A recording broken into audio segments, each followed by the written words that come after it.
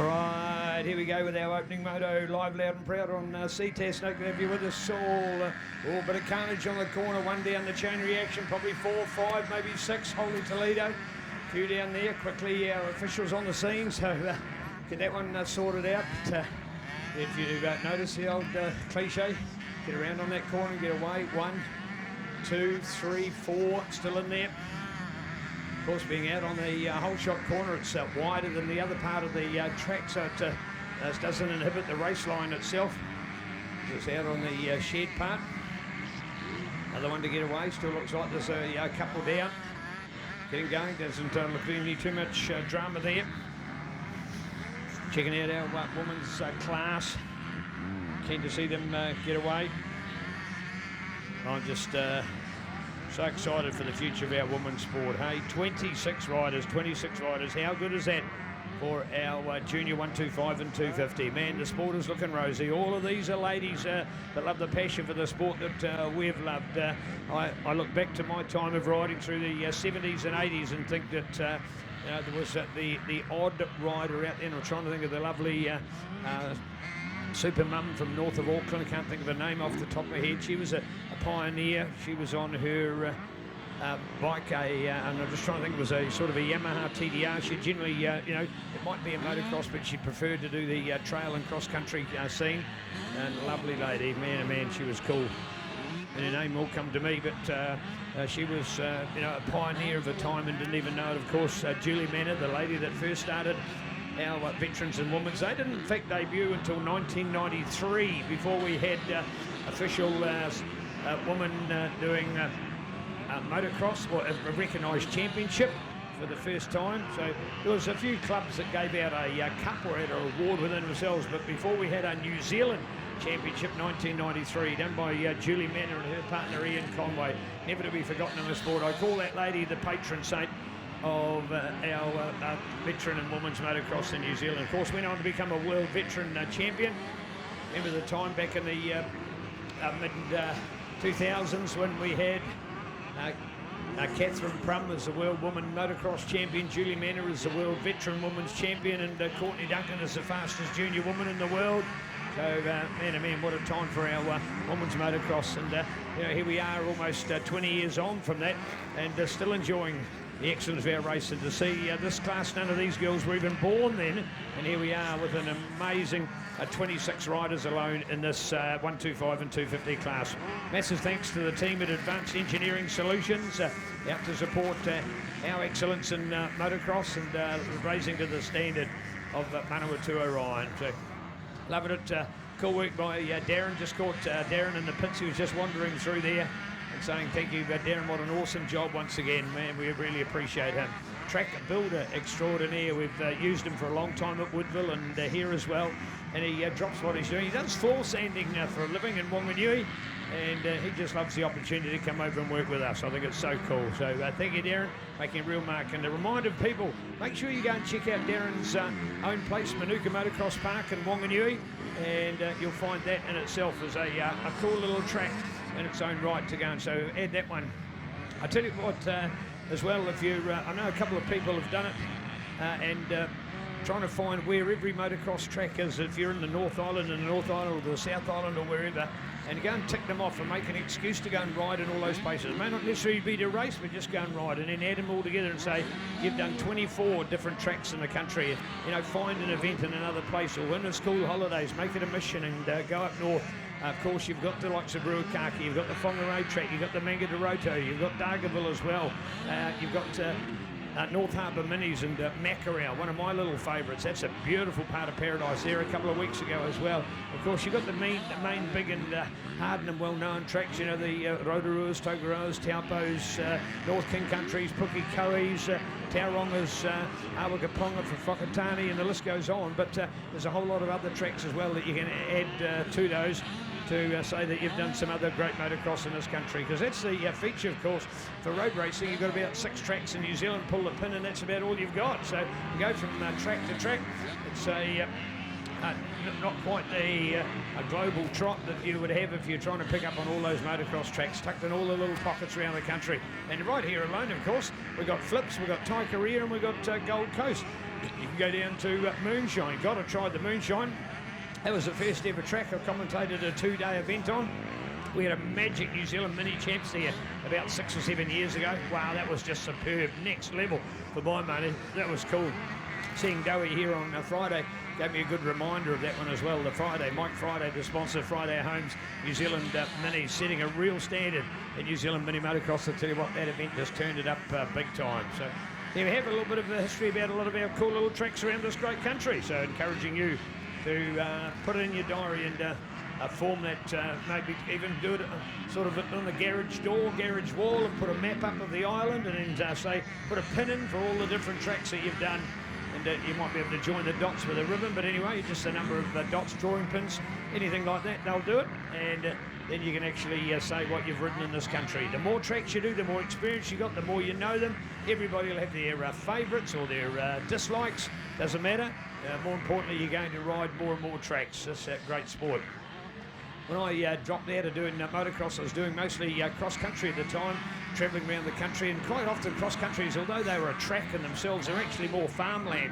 So actually put a pin in that property where you've gone, and I went everywhere from Pukeko to Wellington in my riding, and to go to a few points in between, and some of them, I've been back to one of them, and it's more or less a lifestyle block presentation now. You don't even find, even hard to find out where the track actually went, because there's so many little lifestyle blocks and houses that weren't even there those years ago. So some cool stories and some cool places to sort it out. All right, our women's 12 to 16 out there at the moment, 125.250, as we acknowledge the pace of these riders. So after all that carnage picked up on the corner, it's good to know that the best have got away. So once again for Karadiana, as she steals the show, as she has been 2 laps into it, and comfortably taking that number 1. And then looking out to Ruby Leach, who's up for the second day, ahead of Brianna, going to Bailey and Talia in there. Michaela further back, she's in 7th place at the moment, so Michaela Griffiths, a little bit of catch up to do. I wondered actually whether that was Michaela who was the first rider to get away from that carnage. There was somebody quickly got away on a Yamaha, didn't gather from this long range as to who that was, and I'm wondering now that I see her in 7th place that it may have been Michaela. But her points, and thanks to Nicole, we'll get an opportunity to look at those points.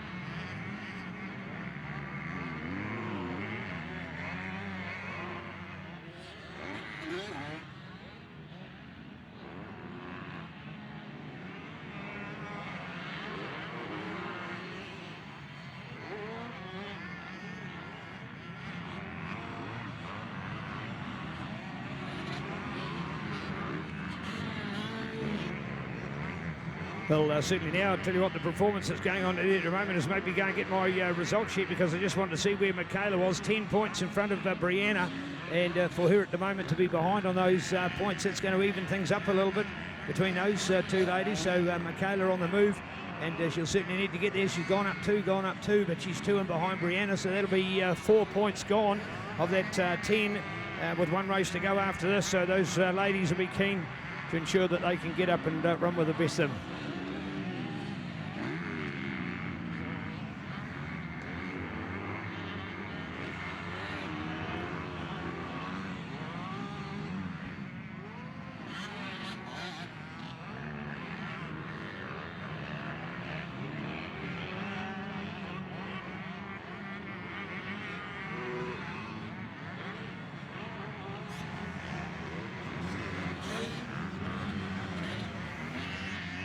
Go the girls, go the girls. 394 for Karadiana, your race leader. You'll catch up with her on her Kawasaki, the 15-year-old superstar sensation of our junior and senior women's motocross. So Karadiana enjoying that opportunity to be out in front. She was clear of the carnage on the whole shot corner. So it meant that she's had a clear run for the front, and once again showing everybody just what a dynamic woman she is on our moto scene.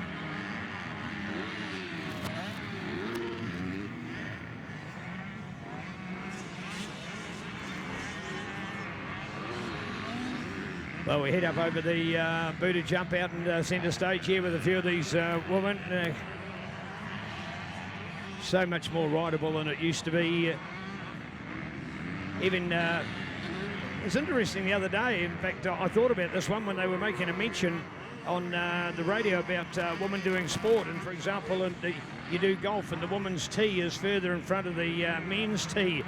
The debate all came about because it's been promoted that the women actually get a smaller rugby ball than their men's counterparts, because they've thought that with a smaller hand, the evidence behind it is great, because it actually, what they're trying to do is to make the game look better, because small women will be able to catch the ball, it'll be lighter, there'll be more kicks and greater accuracy around ball handling skills. So the essence of it fine, but it just started that debate going again about women being lesser equals to their male counterpart, and they started to go through a number of other sports, and golf and rugby, and there was plenty of others used. And I thought, hey, for motocross, these girls are riding exactly the same track. There's no shortcut. We're not avoiding any of the jumps, the obstacles, the roughness of it. It's not as if we've got a tar seal section for the girls to go down because it's a bit smoother. They take on the track just like everybody else. So I love the fact that our women are certainly an equal in our sport, and are doing it just the same as the boys are out here. So go MNZ and our motocross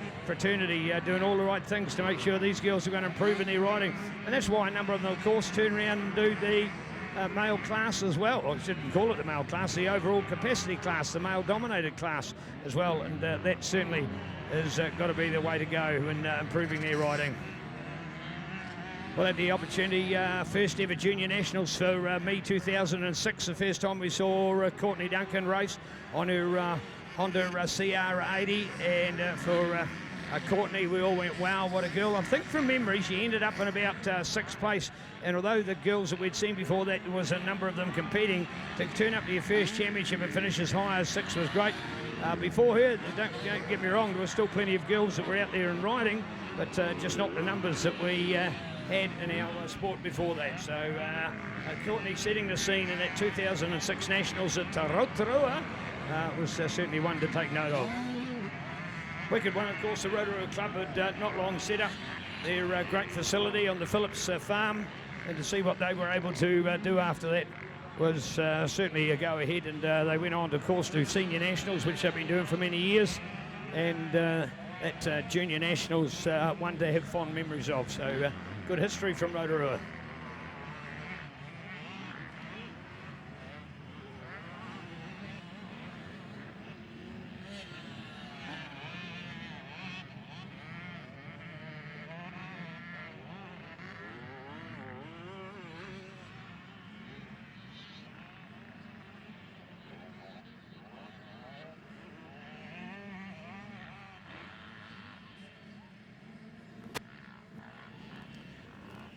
Well, good morning to Karadiana. Like many of our dressed for our final day of the championship. We've got the Karadiana a bit today. How was the track? Oh, I can't really see out the back. It's a real sunstrike out there, but it's nice and groomed. I like it. I like it. Feeling at ease. How are you doing? Your mind and your body? Everything all right? Oh, my arms are pretty sore. Yeah, there's a bit of bumps out there, but I'll hold on. Hey, a bit of carnage behind you on the whole shot. You were lucky to clear away from that. Was it? Yeah, there was a 6-bike pile-up, and you just got through and got away. It's where Michaela and a few others got caught up as well. So a little bit of freedom that you had from the start of the race, but it gave an opportunity for Ruby and others to push you along, which is good.